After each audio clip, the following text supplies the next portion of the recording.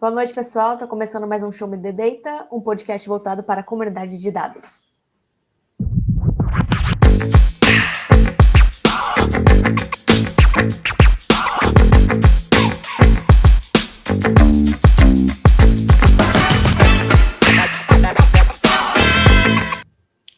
Olá, pessoal. Eu sou a Rayane, mas podem me chamar de Rai, e eu me perco até mesmo com GPS. Olá, eu sou o Almir e eu acho que o Google Maps é melhor que o Waze. Me julguem. Sejam muito bem-vindos e bem-vindas ao nosso novo episódio do podcast Show Me the Data, onde o Meigron, a Rai e eu traremos discussões relevantes sobre o mundo dos dados através de especialistas e também de pessoas como a gente que está começando na área. Hoje nós receberemos a doutora Vanessa Brum, que é geógrafa de formação e PhD pela Universidade de St. Andrews, na Escócia. Ela desenvolve um projeto de mobilidade humana na Universidade de Wrocław. Não sei se eu falei correto. Wrocław. Como? Quase. Foi isso aqui, ó. Wrocław. É isso aí. Na Polônia. E ela se mudou recentemente para Nova Zelândia para ser professora de ciências de dados espaciais na Universidade de Canterbury. Bom, antes de que ela comece a se apresentar aqui, né, a gente tem as nossas 3 frases principais. Então, Vanessa, 3 frases aqui para a gente começar. Primeiro, se você usa Windows, Mac ou Linux. Segunda, se você prefere Python ou R. E a terceira é se você come a coxinha pela ponta ou pela base. Eu uso Windows na maior parte do tempo. É Windows. É Python, né, gente? Vocês não viram? Quem me segue no Instagram sabe que eu tô reclamando uma semana de ter que dar aula em R. E coxinha, nossa, eu começo da ponta. Porque eu sou daquelas que taca ketchup. Eu vou recheando. Ketchup é essencial. Mas faz tempo que eu não vejo uma coxinha, hein? Imagina, hein? Nossa, isso é triste. Não, e eu gostaria de dizer que eu sou do time da Rayane, eu me perco até com GPS, o que é contra-intuitivo, porque, né, eu falo para os meus alunos, eu trabalho com ciência de dados espaciais, mas não apostem sua vida em mim lendo um mapa. Eu vou me perder. Não, eu sou assim também. Nossa, ia para campo, falava, galera, se não estiver ouvindo o barulho do mar, não sei onde eu tô. O meu marido, ele dá risada, porque ele é de TI, e eu tô lendo o mapa, porque, né, a gente mudou aqui para Nova Zelândia, eu tô lendo o mapa, tipo, para ir no mercado, né, aquele costume inicial. Uhum. Eu falo, é pra direita dele, olha assim, dá isso aqui. É pra esquerda. Então, a outra direita, né? Para a Vanessa, isso é um espeto de pau aqui, vocês já vão entender quando ela contar mais sobre a história dela. Exato. Mas, Vanessa, você citou aí a Nova Zelândia, vamos começar com essa perguntinha. Como é que tá a mudança? Você já se instalou? Como é que tá esse processo? Tá um caos menos caótico do momento. É porque, assim, agora eu já tenho, como vocês... Mas vocês não estão vendo, mas eu tenho uma mesa para pôr o meu computador, por isso estou falando com vocês. Mas a maioria das minhas coisas está num container no meio do oceano, que demora uns 3 meses para chegar. Tudo que estava na Polônia, exceto os itens mais, assim, de roupa, né? Tá vindo num container, então demora uns 3 meses. A gente deve receber as coisas no fim de agosto e tal. Então tem bastante coisa para chegar ainda. E o de resto é adaptação, né? Você se acostumando com a cidade nova, descobrindo onde é o mercado, dessas coisas. Eu passei acho que umas 2 semanas indo para o trabalho, porque eu vou de bike para o trabalho, né? Indo para o trabalho eu tenho um suporte de telefone com GPS ligado. Agora gente, eu já consigo, demorou só 2 semanas, eu já consigo ir para o trabalho sem o Google Maps. O Google Maps deixou a gente preguiçoso, né? Sim. Essa é a verdade. Tem que instalar um quanto giz aí. Quanto giz. Mas assim, tá indo, tá tudo fluindo. Dando aula já, loucamente. Caraca. Que legal. Não, boa. Não está instalada em casa, mas no trabalho, já começou. Como me disseram, é o que o departamento precisa nesse momento. Só para destacar aqui, antes de pedir que ela se apresente, a gente queria trazer aqui dois detalhes importantes. Primeiro é o meu bigode dos anos 30, que está meio torto para lá e para cá. E o segundo é que a nossa convidada está no futuro. Para quem não sabe, a gente está gravando esse podcast hoje, é sexta-feira, dia 22, às 20 horas da noite. Vanessa, que dia que é aí? Que horas são aí? Aqui são 11 da manhã do dia 23, né? Já é sábado. Caraca, aqui sextou e lá já é sábado. Bacana. Sim, já é sábado, sempre umas 15 horas na frente, sempre no futuro. Imagino como que deve ser um voo, né? Que você sai daqui num dia e chega 2 dias depois. Nossa, verdade. Você não tem noção. Eu não fui para o Brasil ainda, né, daqui. Eu mudei direto da Polônia para cá, meu. Nossa. Eu já viajei muito da Europa para o Brasil e, assim, são voos longos, né, da Escócia para o Brasil, dá, assim, 16 horas para conexão, 17. Já viajei dos Estados Unidos para o Brasil também. Mas viajar da Polônia para Nova Zelândia, cara, você não. É como se você perdesse 2 dias da sua vida. É muito estranho, Nossa. assim. Nossa, foi muito estranho, muito estranho. Eu saí dia 30 e acho que cheguei dia 1º, dia 2, foi um negócio assim. E da Nova Zelândia para o Brasil? Quantas horas seriam? Eu não sei ainda, mas eu acho que são umas 20 horas. Só que daí eu vou chegar no Brasil no mesmo dia. Porque, entende? É muito Você sai às 10 da manhã, chega às 9 da manhã. É muito confuso, é muito doido. Eu não fui pro Brasil ainda, nem sei quando eu vou, porque, né? Olha, sinceramente, depois que você chega aqui, a vontade de sair é muito pequena. É muito longe, muito longe. Entendi. Imagina. Então vamos lá. Vanessa, por favor, se apresente para a gente, conta mais aí sobre a sua formação, suas faculdades e como que você chegou na sua formação atual. Então, bom, meu nome é Vanessa, na verdade, Vanessa da Silva Brum Bastos. Então, vocês vão ver Vanessa da Silva, Vanessa Brum, Vanessa Bastos. Todas somos, né? Nós, eu, nesse caso, gente. Cada um me conhece por um sobrenome e tem gente que ainda vai e me chama de Giz por causa do meu Instagram ser @GizDoctor. Tem gente que acha que meu nome é Gislene, você acredita nisso? Caraca!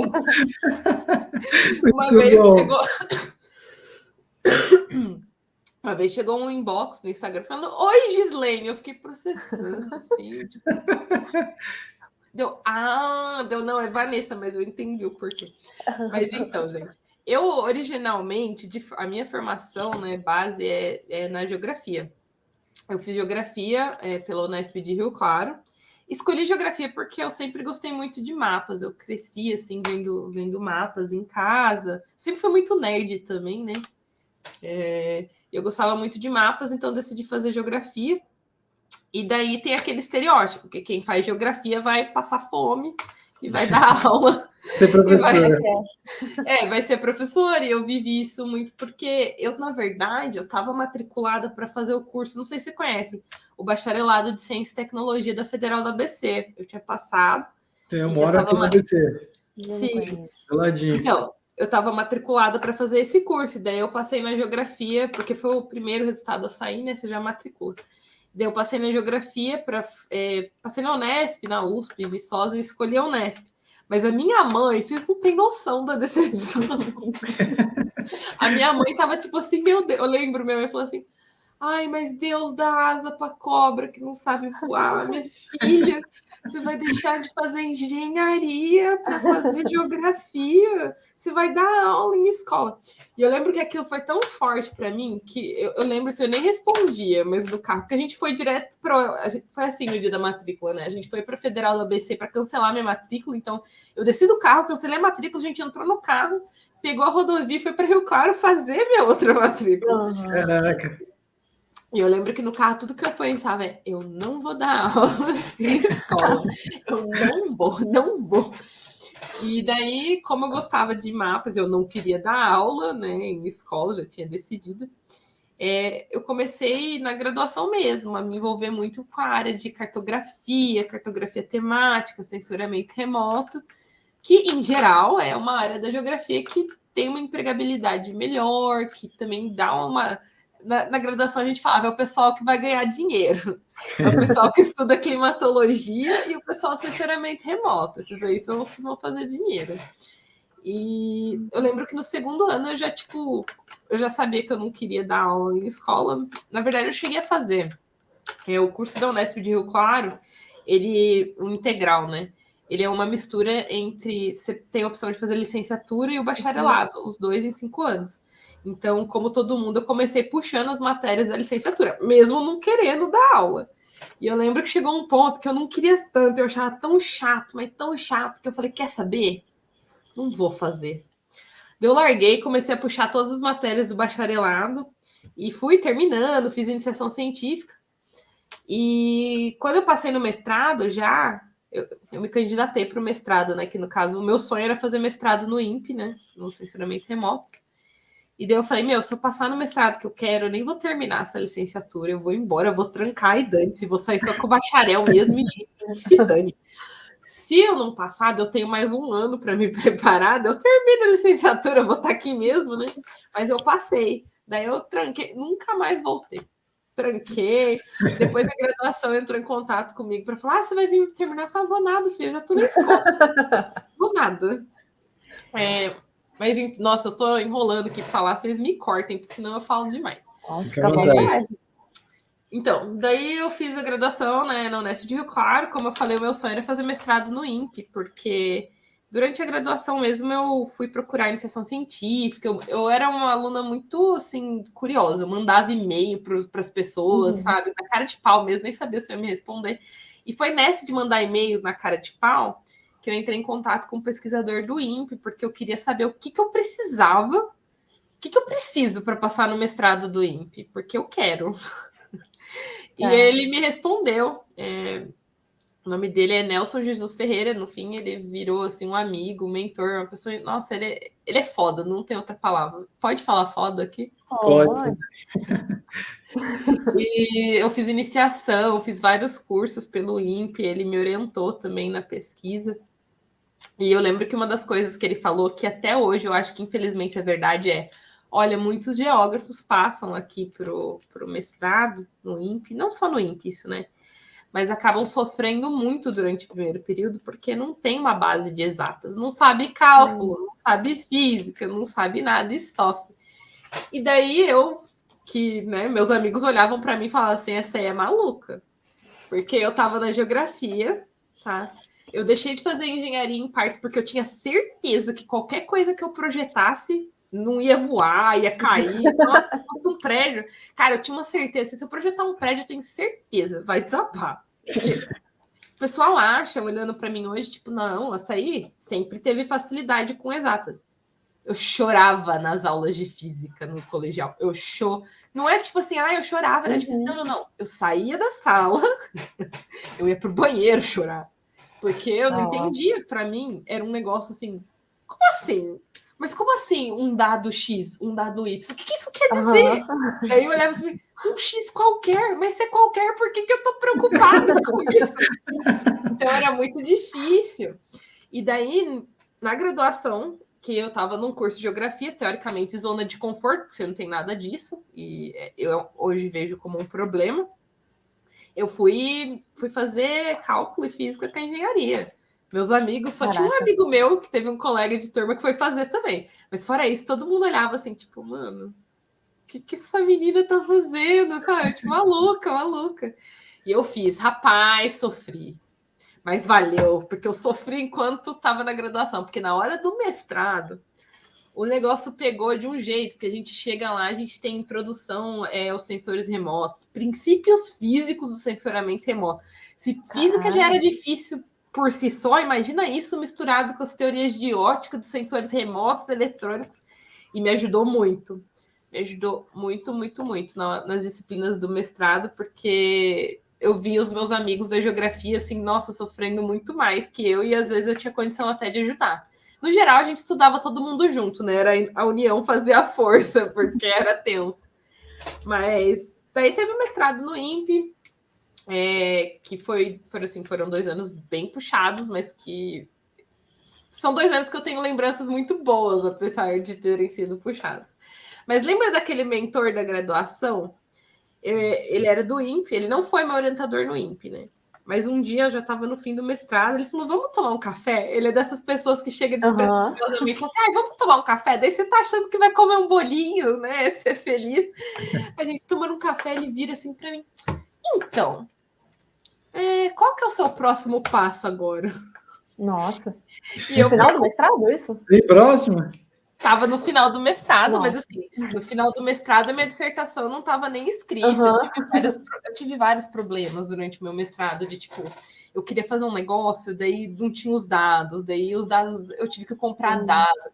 Eu acho que eu processei o meu mestrado umas 5 vezes. Se eu fosse fazer hoje, demoraria, sei lá, uma semana, mas demorou 1 ano e alguns meses. Eu fiquei 3 meses a mais, tipo, fiquei sem bolsa porque eu tava atrasada. É importante falar isso, porque as pessoas olham assim, não, tipo, foi tudo, né? Essa aí. Não, eu fiquei 3 meses sem bolsa. Eu tive sorte, muita sorte, porque a minha mãe teve condição de me ajudar enquanto eu estava sem bolsa. Minha família é de São José, o que já facilita muito, mas ainda assim, na hora de pagar as contas, mamãe ajudou. Nisso eu sou muito sortuda e tenho plena noção, porque tem gente que não tem, gente. Não tem o que fazer. Mas, assim, nesse café, esse professor que era o meu mentor, ele olhou assim para mim, o que você vai fazer agora? E eu pensando, tipo, eu nem escrevi minha dissertação, sei lá. Eu quero fazer um doutorado, já sabia que eu queria fazer doutorado, porque no 2º ano de graduação eu sabia que eu queria ser professora doutora, porque na minha cabeça é o único jeito que eu vou fazer dinheiro, com esse diploma de geografia aqui. E essa é a verdade. E também porque eu sou uma pessoa que, eu tenho mudado isso, mas eu sou uma pessoa que joga muito pela estabilidade. Então, a estabilidade de um emprego público, que era a visão que eu tinha na época, né, da graduação, era muito atraente. Então, tipo, eu vou ser professora doutora e vou prestar concurso, e é isso, né? Que é muito mais fácil na teoria do que na prática. A gente já chega lá. E daí ele chegou com essa. Daí eu olhei assim, vou prestar uns doutorados aí. Pensei no Centro de Ciências do Sistema Terrestre, no INPE.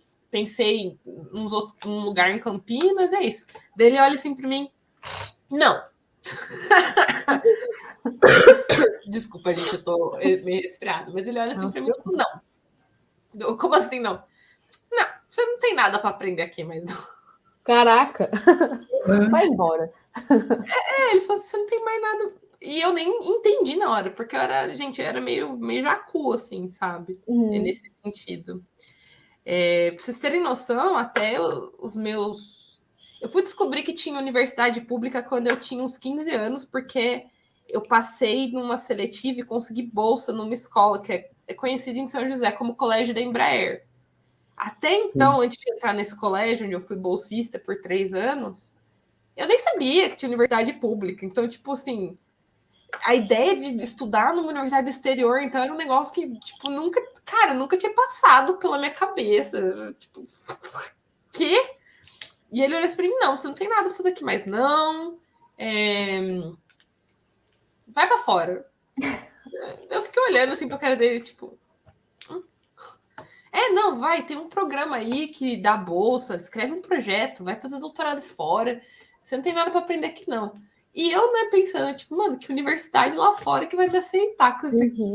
Não vai. Nossa, e eu olhando, assim, e tipo assim, uma parte de mim não queria nem tentar, porque eu não queria criar expectativas e me decepcionar. E outra parte de mim não queria nem tentar, porque eu achava que realmente, nem vai dar certo. Mas, no fim, eu decidi tentar, porque primeiro eu tinha muito respeito por ele, porque ele sempre foi uma pessoa muito importante na minha vida acadêmica. E outra parte pequenininha, porque eu queria, entendeu? Eu queria. Na hora que eu vi, nossa, é verdade, né? Tem universidade lá fora, por que não? Alguém tem que fazer. E daí eu escrevi um projeto lá.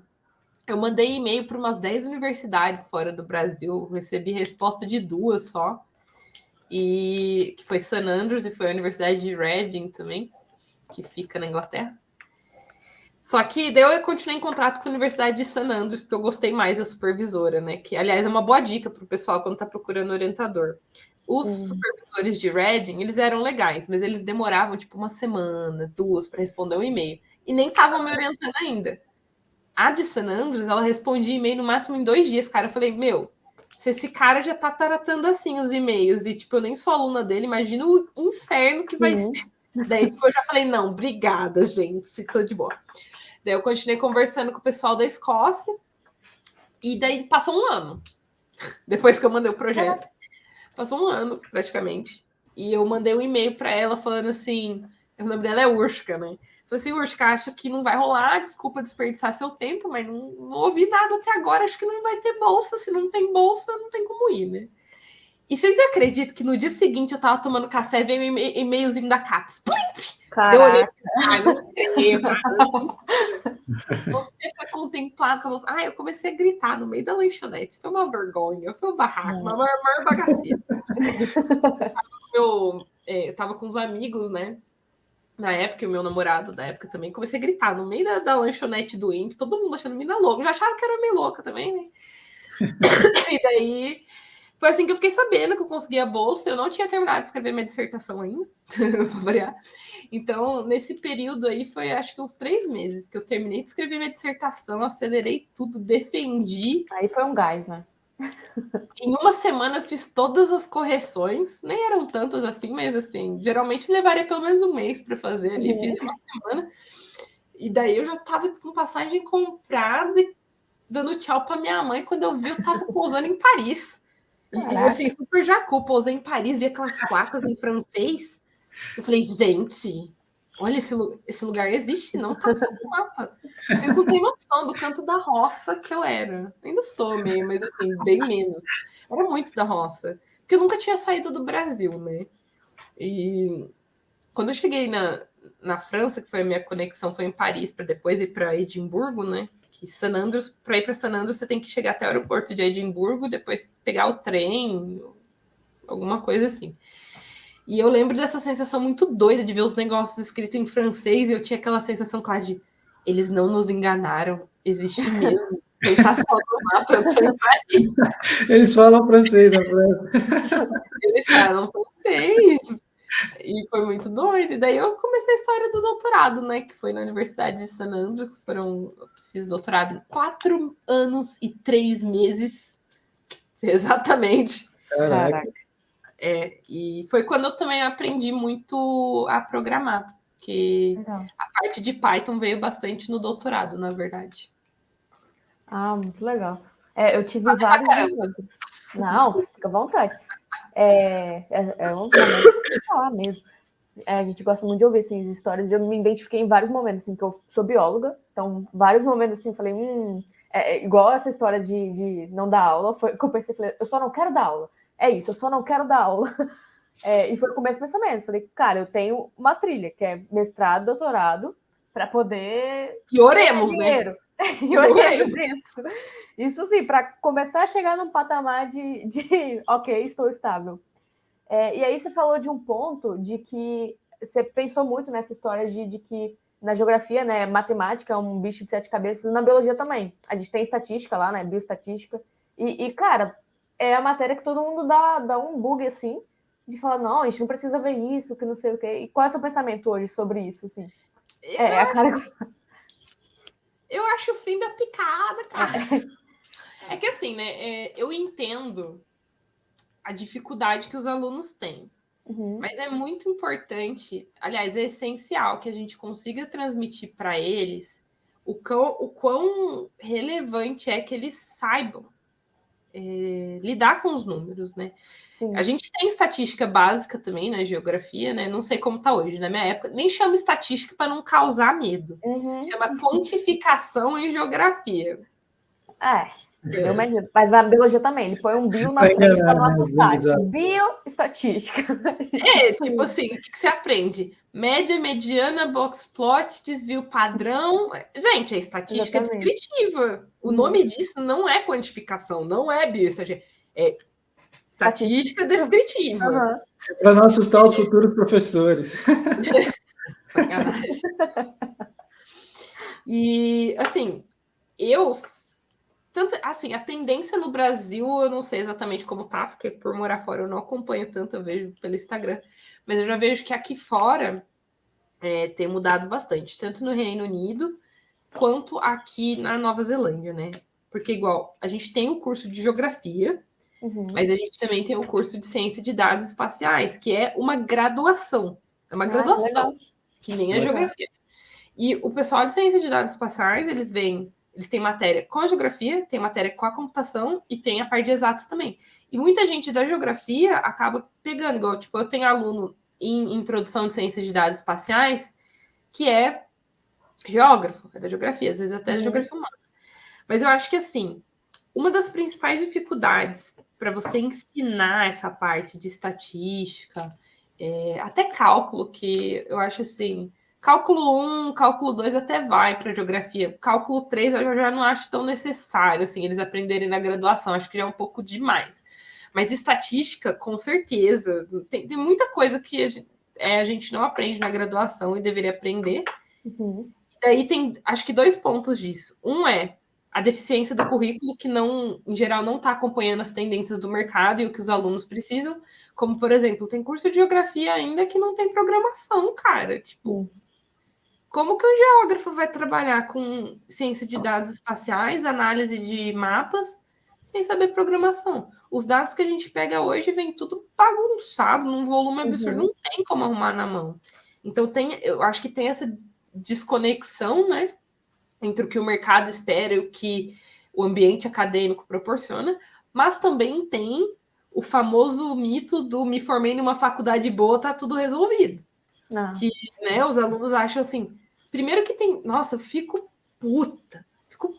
A pessoa acha que cursar a faculdade é ir na aula. Já tá errado aí, né? Sim. Não adianta, você não vai ir só na aula, não é isso.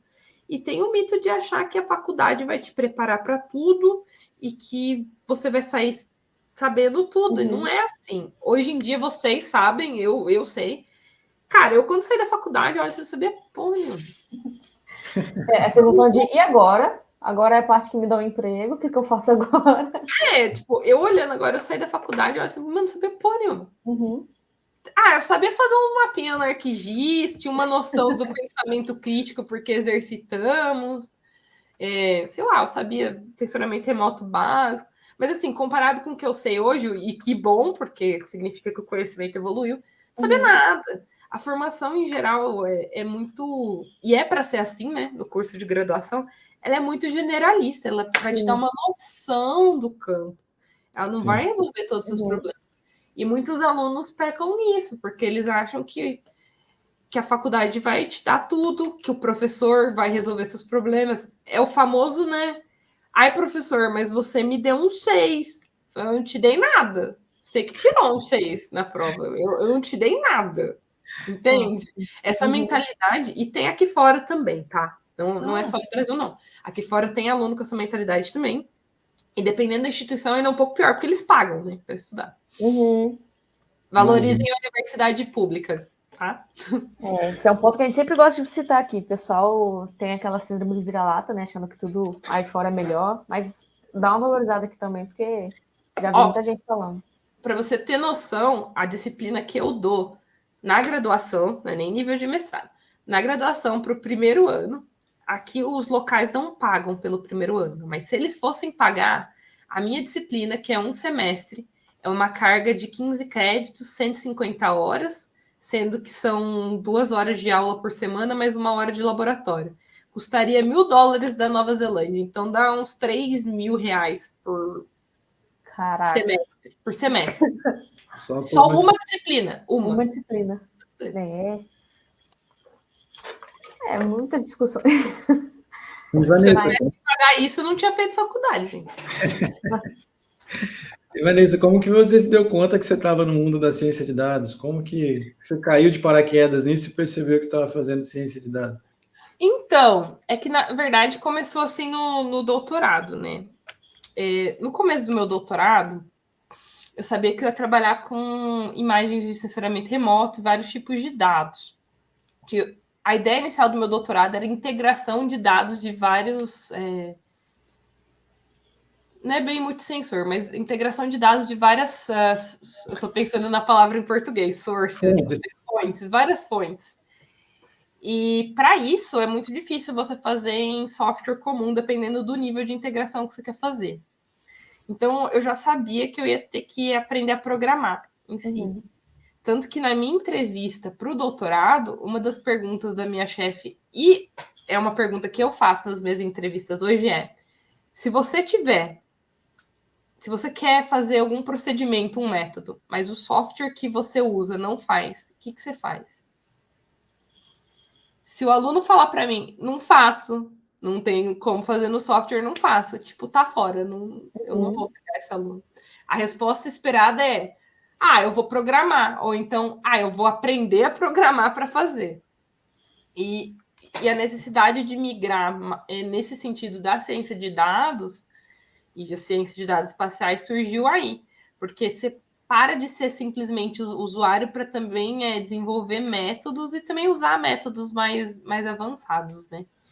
Então, durante o doutorado que surgiu essa necessidade por estar integrando volume de dados absurdos. Tipo, eu tinha terabytes e terabytes de dados. E tipo assim, quando você não tem dado, o seu sonho é ter os dados, né?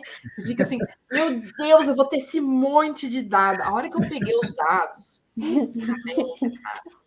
Porque eu trabalhei no primeiro semestre,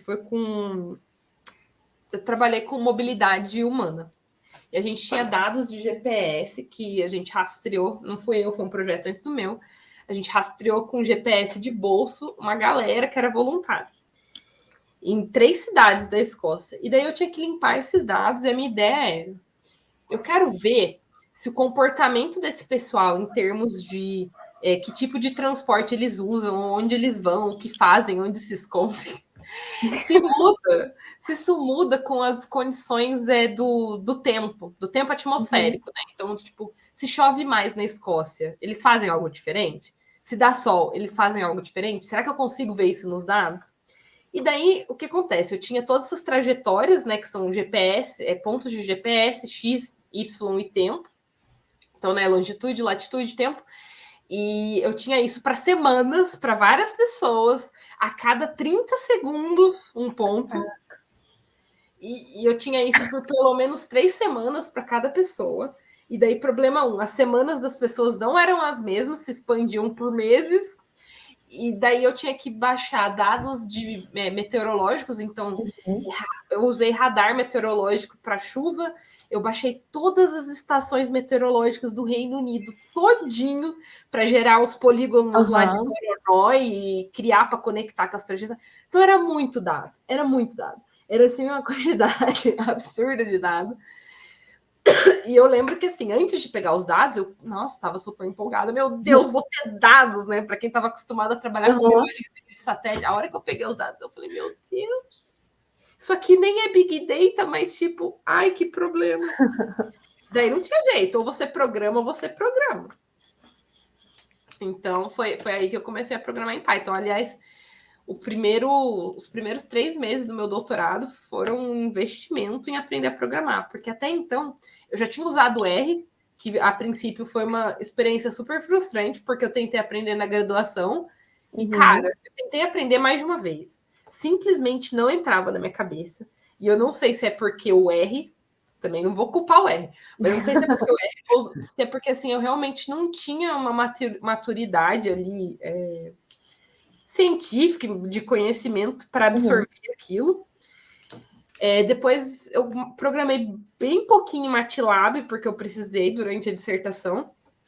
E daí no doutorado, o que aconteceu? Quando eu fui ver, assim, preciso aprender a programar, eu falei, vamos ver que linguagem que o pessoal está usando, porque daí pelo menos eu não perco meu tempo aprendendo Fortran, né? Porque Fortran funciona, mas daqui a uns anos, né, vai ficar obsoleto. Apesar que Fortran é bem powerful, mas assim, a vantagem de você aprender uma linguagem que todo mundo está usando é que você vai lá no Stack Overflow e eu falo para os alunos, olha, eu sei que vocês acham e a mãe de vocês acha que vocês são super especiais, mas deixa eu te falar, você não é tão especial. O problema que você já está tendo aí, olha, é muito improvável que alguém não tenha tido. Então, o Google vai te ajudar. O Stack Overflow vai te ajudar. Então, foi aí que eu decidi aprender o Python. E eu gastei uns 3 meses aprendendo a base mesmo, que é tipo, né, como declarar uma variável, como fazer os processamentos básicos, que foi o que hoje em dia eu transformei no Beabá do Python, que foi um curso que eu dei para o pessoal pelo Instagram, que aliás deve ser até lançado em breve, não sei quando. Mas é as bases do Python, que foi o que eu usei para aprender no começo. Porque o que acontece muito, não sei se tem com vocês isso, mas eu vejo gente vindo no Instagram me perguntar, como que eu faço o modelo de multilayer perceptron para aplicar nos meus dados no Python? Daí eu viro assim e falo, então, Você faz isso aqui, instancia, blá, blá, blá, declara a variável, da pessoa vira assim, ai, mas declarar uma variável? O que é declarar uma variável? Às vezes você fica assim, mas cara, o que você tá tentando criar um modelo de rede neural no Python? Você não sabe nem o que é uma variável, cara. Nossa, eu fico brava, eu me seguro a pessoa, porque eu acho muito engraçado isso, aliás, né? Porque eu sou uma pessoa, em geral, na minha vida pessoal, pelo menos, eu sou bem estressado. Não parece. Então, eu sou estressadinha, eu me estresso, porque assim, eu sou muito. Eu tenho o defeito, e aqui é defeito mesmo, né? Esse papo de entrevista de emprego, não. Eu tenho o defeito do perfeccionismo, que é um defeito, gente. Não fala em entrevista achando que é uma coisa boa, não é um defeito. E daí eu me estresso muito, porque eu quero controladora, sabe? Eu quero que as coisas saiam do meu jeito, entendeu? E daí eu acabo me estressando. Mas, assim, no Instagram, em comparação, eu sou muito zen. Então, às vezes, eu me seguro muito pra não... Tipo, eu não vou esculachar a pessoa porque ela não conhece esse meu lado. Tá pedindo ajuda. Mas daí, às vezes, eu mando uma assim, então, mas você tá querendo aprender a pular corda sem saber andar, né? É difícil. Mas acontece muito. Acontece com vocês aí, o pessoal? Acontece.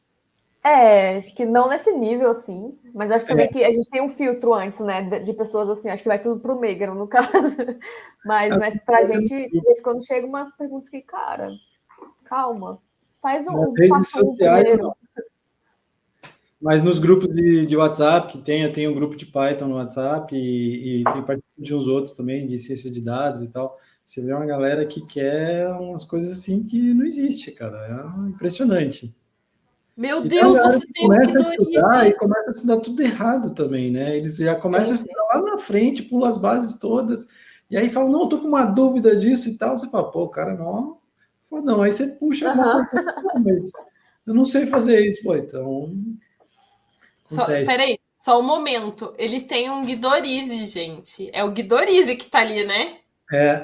Chorei muito em cima desse livro. Eu vi assim que eu conheço. Eu tenho um também, só que o meu tá no container. O meu tem a marca das lágrimas. Ai, sacanagem. Não, mas é isso aí que você falou, é muita verdade. É muito, muito verdade. Infelizmente. O que eu acho. Ele vai até pegar. Vai pegar. Não, falou em livro, ele saca o livro. Esse daqui eu comprei usado, né? Porque aqui no Brasil é muito difícil achar o Guidorize, né? Comprei usado e já veio com umas marcas de lágrimas já. Então, aliás, o meu eu ganhei, eu acho. Você quer saber? Eu nem comprei, eu ganhei. Mas era usado também. Eu ganhei do meu mentor quando eu falei que ia fazer disciplina de cálculo. Acho que ele ficou com dó tó. Muitas noites com Guido. Muitas noites, muitas lágrimas.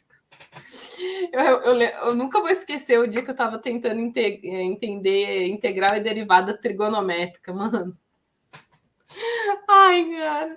E para melhorar, que de certa forma melhorar, na época, né, que eu estava estudando isso, eu namorava um rapaz que ele fez a graduação e o mestrado no ITA, né? A gente sabe que o povo do ITA é outro nível, né? E eu olhava para ele assim, eu não entendo isso, não faz o menor sentido. E ele foi me ajudar a estudar, ele olhava assim, mas é óbvio, olha só. E eu olhava assim, é óbvio, cacete! Tipo, não tem nada de óbvio sobre isso. Eu lembro, acho que era a teoria do limite central, que foi um negócio que tipo, quase deu uma discussão de casal na época, porque foi assim, eu olhava assim, dado um epsilon, eu não lembro direito, porque eu não uso isso mais, mas eu lembro que era uma coisa assim, dado um epsilon, você tem um delta que não sei o quê. E eu olhava para ele assim, mas como assim? Que epsilon? Que delta? Ele, um epsilon qualquer. Eu, tá, mas daí não vai ser um delta qualquer? Ele, eu ficava... Teorema geral do cálculo. Eu lembro que isso aí chegou um momento que ele era uma pessoa muito paciente. E hoje eu trabalho com ciência de dados, tá, gente? Ó, tem esperança para todo mundo. Tô parecendo uma lhama asmática. Ele olhou assim para mim e falou assim, vamos fazer o seguinte, por hora, só aceita. Só aceita. Mais fácil. Mas isso foi igual o ND, né? Não, faz diferença, né? Só aceitar. Mas isso foi muito bom, porque a partir daquele momento eu entendi que tinham coisas que eu não precisava entender em detalhe. Eu só precisava aceitar e tava tudo bem. Verdade. E tem muita coisa de aluno que, às vezes, tipo, o cara tá começando na ciência de dados, ele quer sei lá, entender um negócio absurdo que, tipo, sei lá, hoje, não que eu me ache a fodona que sabe pra caralho, mas hoje eu tô tentando estudar mais a fundo para entender aquele pontinho que a pessoa me perguntar, eu falo, só aceita que você tem preocupações maiores, né? Tipo, acontece muito, os caras vêm querendo, sei lá, eu vejo muito isso, né? Vem querer aplicar um modelo de classificação, que daí olha assim, mas você sabe que se você calcular a média nessa imagem e extrair, você vai ter o resultado quase tão bom, né? No pessoal pulou a etapa do simples. E tem gente que fica brava e ai não, mas eu quero aplicar uma rede neural convolucional. Mas você sabe explicar? O que você tá fazendo? Eu vou lá e gero no Python. Tá, mas o que isso tá fazendo? E não sabe explicar. Eu tive um professor que foi o maior conselho da minha vida, um dos maiores conselhos da minha vida, que foi, cara, faz o básico primeiro. Aprende o básico. Porque se você souber o básico, vai estar muito à frente de muita gente. Porque é isso, né? O pessoal foca em aprender o avançado e esquece de coisa básica. Sim, um ótimo conselho. Ótimo conselho. Tem gente que sabe... Ai, eu posso contar uma história babado agora, eu lembrei. Os babados acadêmicos. Talvez nem seja tão interessante, mas eu acho engraçado. Posso contar? Pode contar. É sobre essa história de machine learning. Eu já contei no meu Instagram. De fazer o básico. Eu estava participando de um painel de entrevista internacional, fora do Brasil, para uma vaga de professor em ciências de dados espaciais, na verdade, em Geoinformatics, que é meio que equivalente, numa universidade europeia, tá? Não vou citar nomes, mas, né, considerando meu currículo, você não precisa ser muito esperto para descobrir qual. E tava lá no comitê, eram 4 candidatos entrevistando. E assim, deu puta dó. Porque para você chegar numa fase de entrevista, geralmente a gente vai receber uns 100 currículos, vai separar, daí vai ter o long list, a gente vai pegar os 10 melhores. Daí a gente vai passar um pente fino no currículo desses 10 melhores, pegar os 4 melhores e chamar para entrevista. Daí chegou na entrevista, o cara o tempo inteiro falando. Porque... Acho que foi Deep Learning que ele tava falando. Não, porque Deep Learning, isso, Deep Learning, aquilo, Deep Learning, porque Deep Learning é o concurso, e a gente só ouvindo, assim, né? Tipo, pá. Daí chega a hora de perguntas. Mano, você falou de Deep Learning o tempo inteiro. Eu, quando eu acho que a pessoa tá dando migué, eu sou cruel. Eu viro pro cara e falei assim, você falou bastante de Deep Learning na sua pesquisa e tal... Eu jamais usaria essa palavra numa entrevista. E eu vou falar por quê depois. Mas daí eu viro para assim, se você está dando aula para um aluno de 2º ano de graduação, você está explicando, né, métodos de classificação, machine learning aí, como que você explica o que é deep learning para um aluno de forma bem geral? Nossa, o cara se enrolou, mano. Nossa, o cara se enrolou. Você tem noção, acho que ele ficou tão nervoso que ele falou que porque Deep Learning é quando as coisas são mais profundas. E eu tava me segurando, porque eu falei, eu não posso rir, porque é sacanagem, de respeito. Mas, tipo, eu me resignei a dizer, tá bom, obrigada. Porque, tipo assim, não tinha mais papo para mim, acabou aí, você não vai ser contratado. Só que tinha um professor no departamento, ele é alemão. Em geral, os alemães são bem assim, pá, né? Direto. O alemão virou assim, Deep Learning não é isso que você falou. Nossa senhora, tadinho. Na frente do painel todinho. Não é isso que você falou, tá errado, você explicaria errado, o que é muita surpresa, porque você falou que a sua pesquisa inteira se baseia em Deep Learning. Imagina a vergonha. Eu falei, nossa. Não queria... então, não sai por aí. Teria sido muito melhor se ele tivesse apresentado coisas básicas bem feitas do que ter falado Deep Learning que ele não sabe nem o que é. Sim, exatamente. É essa a história, fofoca, gente. Foi isso. Fofoca internacional, hein? Internacional. Raio, manda sua pergunta. A gente está falando um pouquinho, né, da sua carreira, da sua história, e aí você citou sobre ciência de dados espacial. Poderia explicar assim, para a gente o que é ciência de dados espacial, um exemplo, como que ela é aplicada? Assim, hoje em dia a gente tem a ciência de dados, que todo mundo meio que sabe o que é, né? Se você for pensar, nos últimos 10, 15 anos, a gente evoluiu de uma sociedade... não de uma sociedade moderna. A nossa sociedade evoluiu de uma forma que os dados são uma das coisas mais valorizadas que a gente tem, né? Você ter dados significa você ter ativos, você ter dinheiro, você ter possibilidade de ter insights. Então, a gente fala que a gente evoluiu into a data-driven society, kind of thing. É uma sociedade que ela é guiada por dados. Você pode utilizar os dados coletados para planejar, por exemplo, transporte urbano, você pode usar, são utilizados para planejamento de negócios, decisões locacionais de venda, esse tipo de coisa. E o volume desses dados é muito absurdo, né? São dados produzidos a cada segundo. A gente está produzindo dados agora, gravando aqui. A gente está produzindo dados quando a gente faz check-in no Facebook. Cara, a gente produz dados o tempo inteiro. Quando a gente usa o nosso celular, quando a gente usa o cartão. São traços, né? A gente fala mobility traces em inglês, que são tipos de dados também. E cada vez mais os pesquisadores, as empresas também têm se apropriado desses dados para ver o que pode ser extraído, o que pode ser aprendido e como eles podem ser utilizados. Então, tipo, os nossos fitness trackers, os reloginhos, os celulares, todos os tipos de coisa. Mas, assim, a principal diferença entre ciência de dados e ciência de dados espaciais, e espaciais aqui entendo como geoespaciais, porque eu estou falando de dados geográficos, né, perto da superfície terrestre, que já perguntaram se eu projetava foguete para a NASA. Né? Caraca. Não, infelizmente não. Entendi. Queria, ia estar rica já, com certeza. Não, gente. São dados geoespaciais, né? Que quer dizer o quê? São dados que têm coordenadas de longitude, latitude, eles têm uma localização em algum lugar da superfície ou perto da superfície terrestre aí. E qual que é a principal diferença? Que eu até explico para os meus alunos, eu acho que é aí que muita gente não vê a diferença e acha que um cientista de dados pode trabalhar com dados espaciais da mesma forma. Não é a mesma coisa. Por quê? Quando a gente quer modelar alguma coisa, e a gente usa dados para isso, a gente usa, em geral, ferramentas estatísticas, certo? Uhum. E as ferramentas estatísticas, elas têm algumas assumptions. Ajuda aí, como que é isso em português, as assumptions? Premissas? Isso. Tem as premissas estatísticas, né? E uma delas é o quê? A independência das amostras, a não correlação das amostras, a aleatoriedade das amostras. E nada disso é verdade para dados espaciais. Não sei se vocês sabiam disso, mas não é.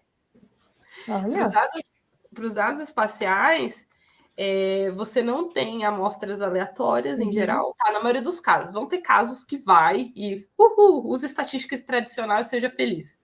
Mas, assim, os dados espaciais, eles não seguem a premissa de, em inglês a gente fala complete randomness, aleatoriedade completa. Que é o que é a premissa da maioria das modelagens que você usa dentro da estatística e dos modelos. E quando você não tem isso, você tem métodos de análise e formas de lidar com esse dado que são completamente diferentes. Porque você tem que considerar 3 características principais aí dos dados espaciais. Vamos ver se eu vou lembrar de cabeça agora. Mas em português ainda. Eu nunca dei aula disso em português, é a primeira vez. Ao vivo.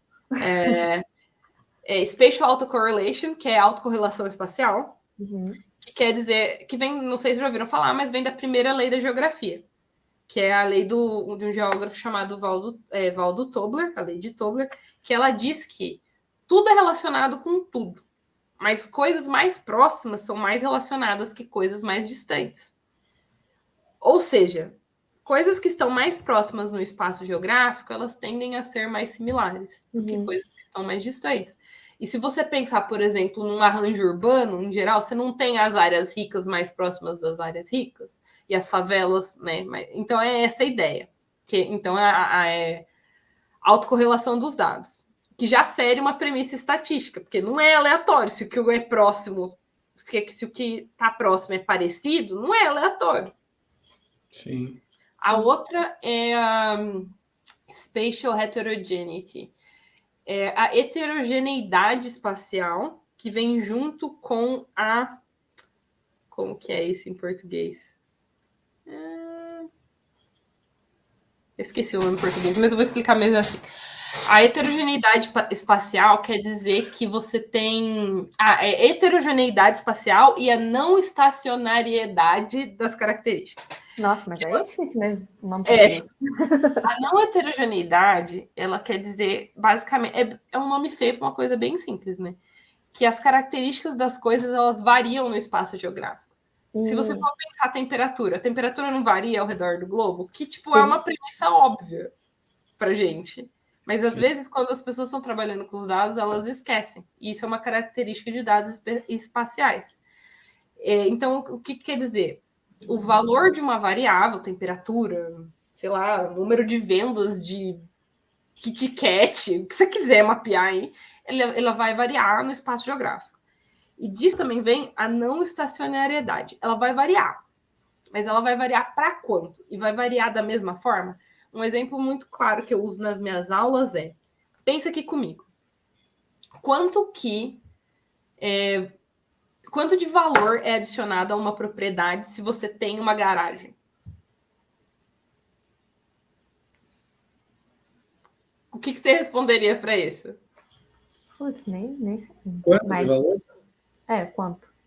Quanto de valor? 100 mil, 10 mil, 20 mil? Isso depende muito da localidade, né? Se Exato. você estiver numa área central onde quase não tiver locais para estacionar, com certeza vai aumentar muito o valor. Exato. Esse é o exato exemplo que eu dou para os meus alunos no primeiro ano de introdução de ciência de dados espaciais. Eu tenho fotos da área urbana e mostrando, gente, olha aqui. Na área central você não tem espaço para estacionar. Então, se você tiver uma garagem, você vai crescer muito o valor, porque é uma feature, né, uma característica que as pessoas valorizam. Mas no subúrbio, tanto faz. Talvez você adicione um pouco de valor. Mas você entende que a relação do valor adicionado à propriedade, ela não é estacionária. Ela vai variar no espaço ali, sendo no centro da cidade ou no subúrbio. Então, esse é o conceito da não estacionariedade. Você está modelando relações que elas não são estáticas, elas variam conforme a geografia varia. E essas três características são uma dos pontos principais que diferenciam aí a ciência de dados espaciais, a ciência de dados geoespaciais da ciência de dados. Porque os dados espaciais, eles têm essas características que influenciam no tratamento estatístico e na modelagem dos dados. E outra coisa em geral, a ciência de dados tradicional, ela vai olhar para os atributos de localização, ou seja, as coordenadas em space-time, né, no espaço e no tempo, como apenas mais um atributo. E para a gente, não, elas são o atributo, é o que importa. Eu não quero saber só se o preço aumentou na média. Eu quero saber se o preço do Kit Kat aumentou e onde aumentou e por que aumentou. Um exemplo muito clássico que eu dou para os alunos eu não sei se vocês já ouviram falar, um exemplo muito clássico de pensamento espacial e análise vem de 1850 e alguma coisa, quando nem tínhamos esses computadores. É um médico chamado John Snow. Ele estava tentando provar que a cólera era uma doença causada, veiculada pela água. Mas até então acreditava-se, né, em sua maioria, que era causada pelo ar e que era causada por bad air, pelo ar ruim que zoava o seu pulmão. Era mais ou menos isso. E eles tiveram um surto de cólera em Londres, no distrito de Soho, se eu não me engano. E daí, o que ele fez? Em geral, eles tinham essas tabelas de dados, bem à moda antiga, no papel mesmo, mostrando quantas pessoas morreram de cólera e quantas estavam contaminadas em cada distrito. E ele teve a ideia de fazer o quê? Ele pegou um mapa da cidade e ele foi colocando um pontinho preto para cada morte e aonde essa morte aconteceu. Que hoje seria impossível por questão de privacidade de dados, a gente jamais teria acesso ao endereço de quem morreu. Mas ele tinha, gente. E daí ele mapeou. E daí o que ele percebeu? No mapa, as mortes estavam concentradas ao redor de uma rua que chamava Broadwell Street, se eu não me engano. E essa rua tinha um pump, um poço, um pump uma bomba de água, né? Que eram várias bombas de água distribuídas pela cidade. Então, nessa rua você tinha essa fonte de água ali. E daí, com base nesse mapa, mesmo as pessoas duvidando da hipótese dele que a cólera era veiculada e transmitida por água, ele conseguiu convencer os governantes a fechar aquele pump, aquela saída de água, e a partir daí os casos de cólera começaram a diminuir.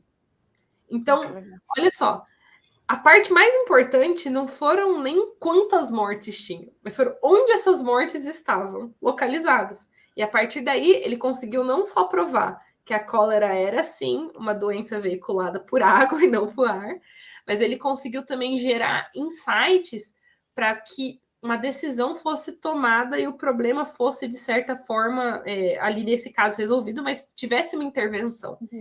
E essa é a função principal que eu falo do cientista de dados espaciais, do cientista de dados também.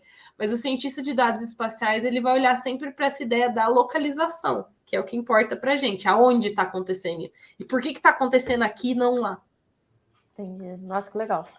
Muito legal. Tem muito a ver com ecologia, assim, que era a parte que eu quero focada, que era basicamente isso, né? Resumidamente, mas a gente não se aprofundava tanto na parte espacial. Porque a gente não ecologia de movimento. Eu, pelo menos, não sabia. Muito legal mesmo.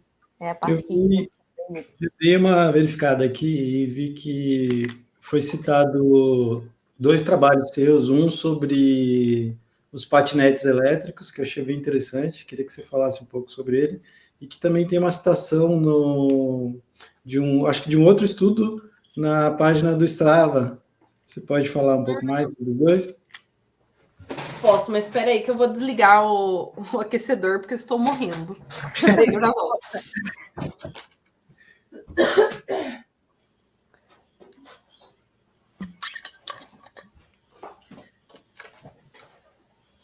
Estou morrendo, tá 22 graus, comecei a derreter. Tirei a meia aqui, enfim. Então, esse estudo do Strava, ele, na verdade, ele é bem legal, porque, assim, eu fiz ele durante o meu pós-doutorado, foi o meu primeiro pós-doutorado, na Universidade do Arizona State, Universidade Estadual do Arizona, Arizona State University, e a gente trabalhava em parceria com o pessoal do Strava ali, com os dados deles. E a ideia toda, na verdade, é que, assim, muita gente estava trabalhando com esses dados, mas eles sempre olhavam para eles em formas como série de dados discretos, vamos dizer assim. O que acontece? Quando você pega esses dados do Strava, o que a gente tem é o número de pessoas, sem nenhuma informação sobre essas pessoas, que estão numa intersecção, né, num pedaço da rua ali, num determinado dia e horário. E daí a minha ideia foi, nossa, se eu conseguir processar isso de forma a criar um dia fake, um dia sintético, será que eu consigo ver a curva de movimento, de volume, né, de quantas pessoas eu vou ter ao longo do dia nessa rua, de tal forma que eu consiga identificar se essas pessoas estão usando essa rua e pedalando por essa rua para ir para o trabalho, por exemplo, e voltar?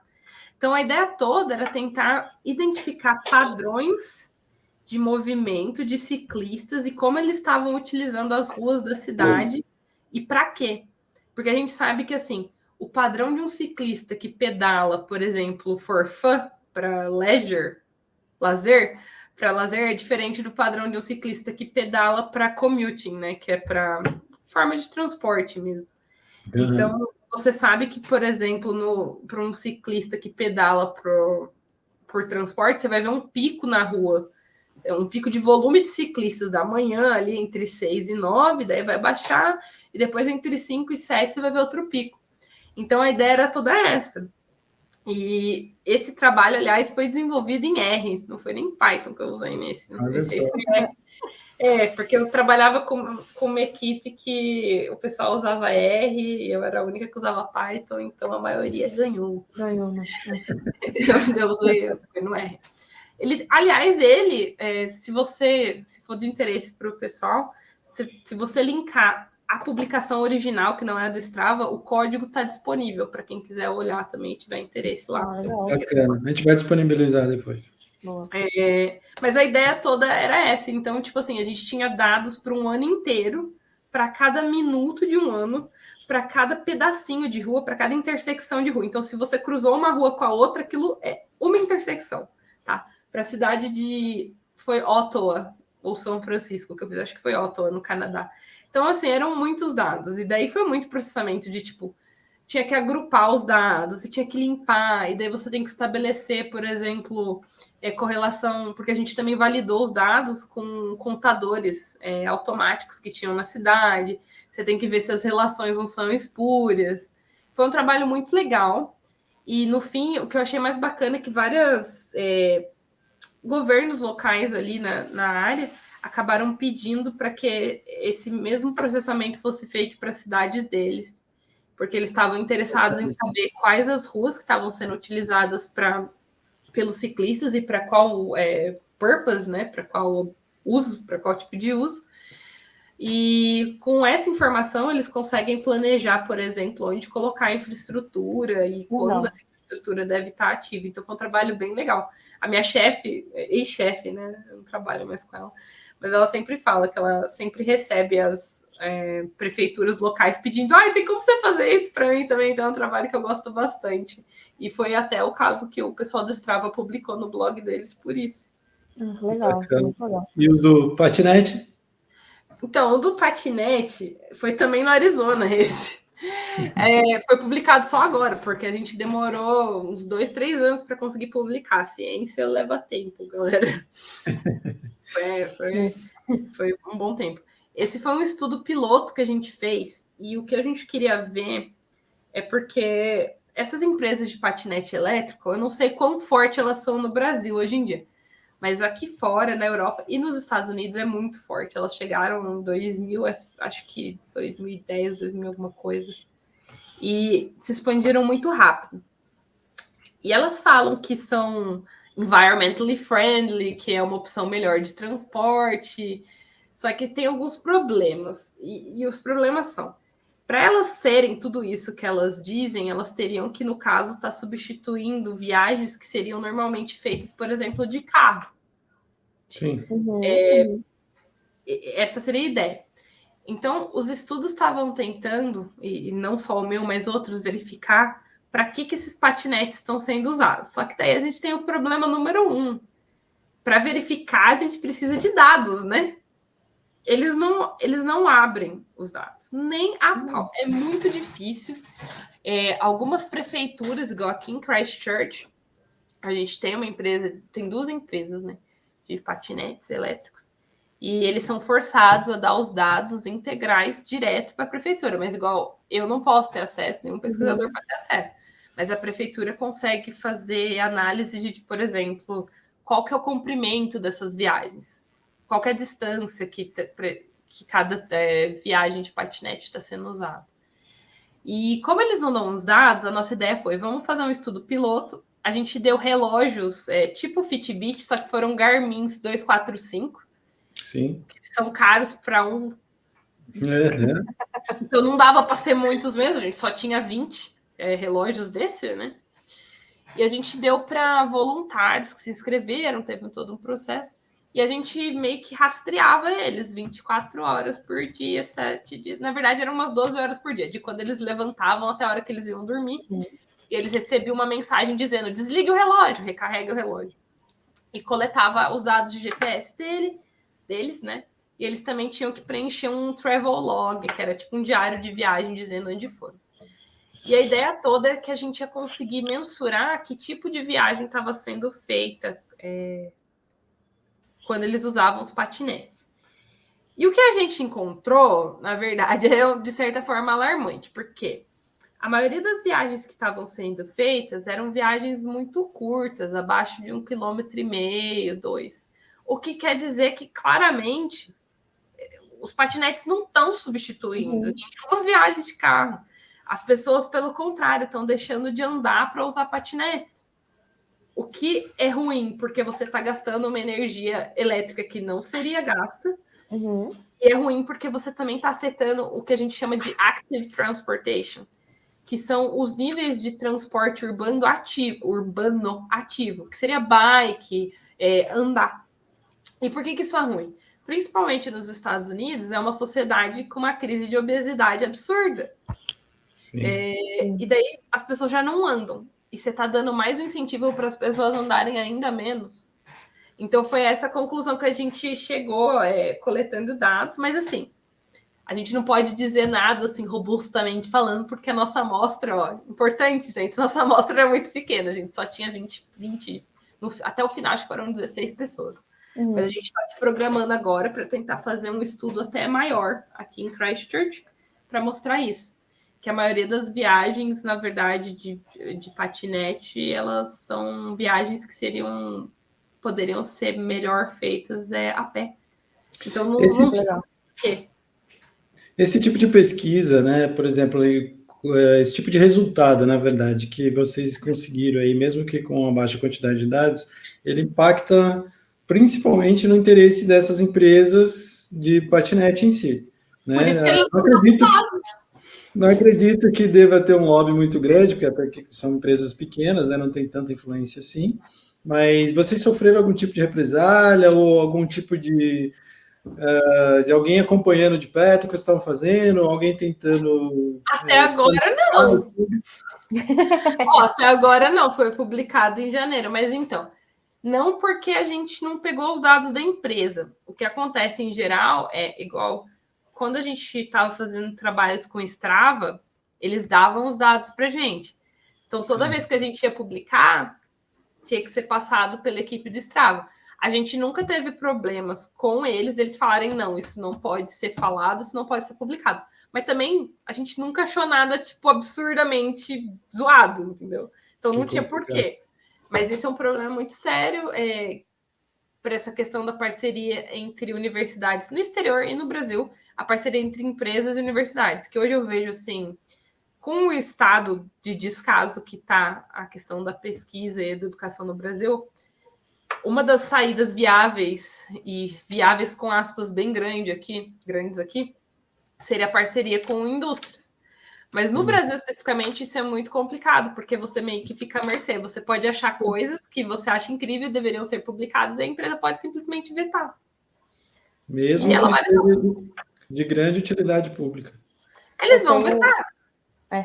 Eu tenho um exemplo bem legal disso. Assim, no meu mestrado, eu trabalhei com a influência do ruído sonoro, né, atrapalhando o canto de aves e a comunicação. Então, assim, eu especificamente trabalhava com influência no canto, né? Se o canto aumentava, diminuía, e a hipótese era que o canto aumentava porque o barulho da estrada, a ave vai tender a cantar mais alto para poder ultrapassar. Sim. Só que a gente não tinha os dados. E aí tem uma rodovia aqui muito famosa no estado, que eu não vou citar nomes, mas muito famosa no estado, que é a rodovia principal que corta uma área de parque, que, teoricamente, segundo as coisas, não deveria ter essa rodovia lá. Mas tem, e a gente sabe o que acontece. Enfim, a gente não tinha dados, então a gente tinha que pedir a essa empresa os dados de aves, bichos, e elas não queriam passar justamente por isso, porque o medo era que a gente encontrasse a resposta de que a rodovia influencia negativamente. Porque na verdade é uma resposta óbvia, a gente só não pode provar com os dados porque a gente não tem, né? Exatamente. E aí tem também taxa de mortalidade de animal por causa disso, né? Porque ele não escuta o aviso, né? E aí acaba sendo atropelado ou qualquer coisa assim. E aí a gente conseguiu convencer, porque o objetivo do nosso trabalho em si não era ir contra a empresa ou não, era só falar que ele estava aumentando o canto. Se bem que na discussão a gente podia dar uma influenciada, mas enfim. Só que ela falou, não, beleza, a gente passa. Só que a gente vai passar dessa data até essa data, nesse período aqui. Aí a gente, moça, por que essa data? Aí a gente olhou os dados estavam muito perfeitinhos, muito lindos, assim, sabe? Não aconteceu nada aqui nesse período, não. Nenhuma morte, nem nada. Aí a gente falou, obrigada, e deixou para lá. Mas foi isso que aconteceu. É muito complicado. Aqui, com os scooters, a tendência é tentar que porque, assim, para operar, essas empresas, hoje em dia, em alguns lugares, elas precisam de autorização da prefeitura. Uhum. Então, quando elas fazem o acordo, as prefeituras agora estão tendendo a ser mais espertas e requisitar os dados. Tipo, você quer operar aqui, mas você tem que me dar os dados. Mas, em geral, é fechado para pesquisa. Por exemplo, a gente consegue ter acesso a algumas estatísticas, o que já é bem melhor que a gente tinha. Aqui em Christchurch, a gente consegue ver comprimento, é isso mesmo em português? A distância coberta... a distância coberta por cada viagem de scooter. O que é super interessante, porque o que acontece? A gente está coletando vários dados nesse momento. Aliás, eu automatizei essa semana uma rotina que está coletando os dados de scooters aqui para Christchurch. Só que a gente usa o API e a gente coleta, na verdade, os dados de origem e destino. Então, o que acontece? Eu criei lá um script em Python que a cada 1 minuto ele acessa essa base de dados, que geralmente é o app, né, que a gente usa para ver onde está a scooter, e ele pega a localização das scooters a cada 1 minuto. E tem um código de identificação. Então, a partir disso, eu consigo gerar pares de origem e destino. O que dá uma ideia assim, da distância percorrida em cada viagem pelo scooter. Só que pensa comigo, origem e destino, você vai ter a distância euclidiana, né? Sim. Só que a gente não anda em distância euclidiana, a gente anda em distância de rede pelas ruas. E isso não tem como você estimar, porque assim, você tem até algoritmos que estimam isso para bike, por exemplo, né? Com algoritmos de routing e stuff. Mas para scooter, a gente nem sabe quais são os fatores que afetam a decisão de por onde essas pessoas vão. Então, não tem como saber. Mas o que a gente vai conseguir saber agora, que é o que eu estou bem excited para estudar, é o quanto que difere a distância de origem e destino para a real distância. Porque a gente não tem acesso aos dados, mas a gente tem acesso ao sumário da prefeitura que diz, olha, a gente tem, 10 mil viagens que variam entre meio quilômetro e 1 quilômetro.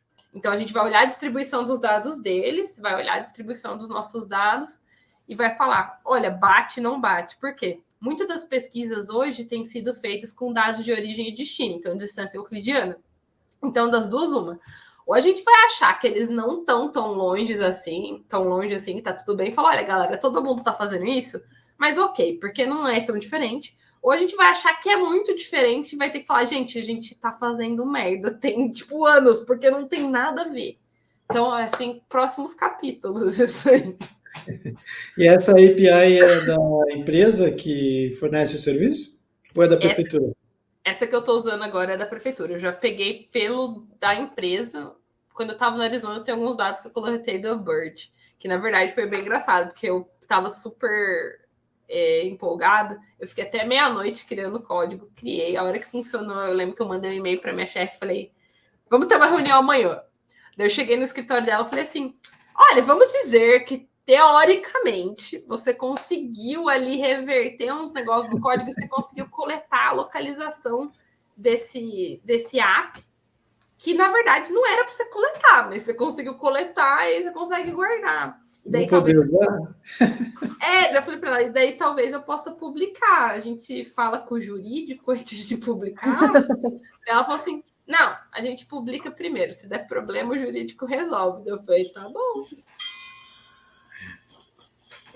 Mas as universidades têm essas preocupações, sim. É bem sério. Ninguém quer ser processado por ninguém. Mas... Com certeza. Bom, a gente já está encaminhando aqui para o final. A Rai tem uma última pergunta aqui. Manda aí, Rai. A pergunta é sobre você chegou a falar um pouquinho do projeto Beabá do Python. Explica um pouquinho para a galera como é que é esse projeto, qual o passo que ele está, quais são os próximos passos. Então, o Beabá do Python foi um projeto que eu comecei no meu Instagram, que, na verdade, começou meio que uma brincadeira, porque eu queria ver se eu ia ter a paciência de ensinar online, porque antes de começar a ensinar online, eu tinha um certo preconceito, sabe? Sim. Eu achava que não rolava muito. Falei, eu vou testar para ver se eu gosto. E tanto que a primeira vez que eu fiz, ele foi gratuito, porque eu falei, eu tô testando, né? Tô usando a galera de cobaia, não vou nem cobrar, porque eu quero ver se vai funcionar. E daí foi um projeto de 15 dias, onde eu gravava, são vídeos gravados, onde a cada dia eu explico algum conceito base de programação em Python. Então, o primeiro dia é o que é uma variável, como você declara. E para cada dia tem um notebook no Colab, porque eu acho mais fácil para iniciantes, é uma interface mais amigável, né? Onde os alunos podem fazer exercícios onde eles repetem o código. E vai do dia 1 ao dia 15. Então, no dia 1 eu te ensino que A é igual a 10. No dia 15, você tá, rodando uma regressão linear, que já é bem bacana para quem não tinha feito nada. e agora ele vai ser meio que reempacotado como um mini curso que tá para ser lançado. Então, em breve, acho que vai ser lançado esse mês ou mês que vem. Porque agora, como eu não estou dando conta de trabalhar com tudo sozinho, eu tenho uma equipe que me ajuda. Então, nem sempre eu sei todas as datas de cabeça. Né? Mas a ideia do projeto é exatamente essa. É para assim, você nunca viu programação? Ou você, tipo, teve uma experiência super frustrante, foi um horror? Então, talvez o beabá do Python seja para você. Porque é bem o beabá. Eu te ensino que é um loop, mas eu vou falar, tipo, olha, o for... Em inglês é for, mas em português é para. Para cada i, e i aqui é uma qualquer coisa, mas nesse caso o i nosso vai ser É um X qualquer. 2... É o X qualquer.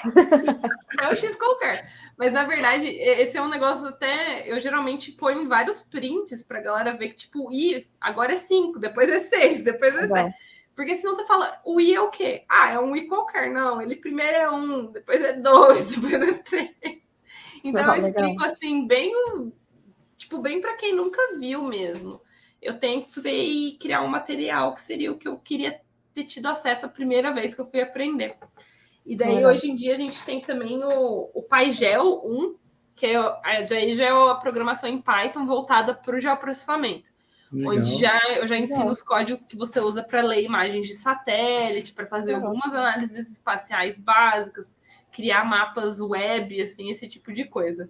E no futuro, mais surpresas, mas nada pronto por enquanto. Muito legal. Legal. Antes da gente terminar aqui, a gente queria que você deixasse aí um conselho, porque a gente sempre destaca essa coisa, né, de que a gente traz pessoas que às vezes já estão num patamar lá no alto, mas que também amargaram ali, que nem você contou a tua história, que foi muito bacana, né? Então, na ciência a gente tem uma carência muito grande da presença feminina, né? Então, tem muita gente que morre de medo de programação, que foge para a geografia achando que vai dar tudo certo, mas vai cair na programação. Hoje em dia tudo é programação. Então, o que você daria aí de dica, de conselho para trazer mais gente para as exatas e também, principalmente, mais meninas?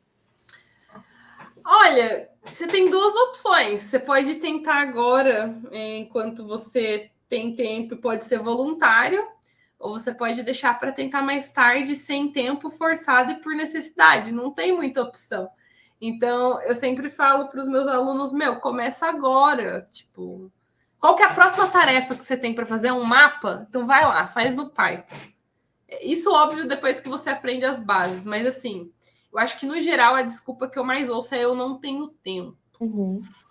E, gente, ninguém tem tempo. Eu poderia, igual quando vocês me convidaram, eu poderia ter falado, eu não tenho tempo, eu tô ocupada, eu prefiro descansar, trabalhei a semana inteira. Mas o tempo que a gente usa, em geral, eu até falo, quando eu falo para alguém assim, não tenho tempo, e a pessoa, minha mãe às vezes fala, vem fazer tal coisa comigo, eu falo, não tenho tempo. Porque o nosso costume é falar, não tenho tempo. Mas, na verdade, o que a gente está querendo dizer não é minha prioridade agora. Tanto que, às vezes, quando eu falo não tenho tempo e a pessoa começa a me dar a opção, eu falo, não, isso não é minha prioridade agora. Nossa, um ótimo conceito. Então, tipo assim, começa a pôr intenção nesse sentido, porque, assim, a gente fala não tenho tempo e depois a gente culpa a vida por não ter tempo. Então, tipo assim, você não tem tempo, não é sua prioridade agora. Porque se não é sua prioridade agora, você fala, não é minha prioridade agora. Pelo menos você está assumindo a responsabilidade de que se você não é uma vítima da vida que não te dá tempo, tipo, não é minha prioridade agora. Sei lá, minha prioridade é fazer outra coisa e tudo bem. Isso acontece muito comigo. A minha mãe é uma pessoa muito vaidosa, sabe? E ela, às vezes, eu vou fazer chamada com ela, como vocês podem ver aqui, ó, a minha unha tá sem fazer, né? Ela vira assim para mim, minha filha, mas você não fez a sua unha? Daí a primeira resposta geralmente sempre era assim, não dá tempo, não tenho tempo. Mas na verdade eu poderia pegar 40 minutos hoje e ir lá fazer uma gente.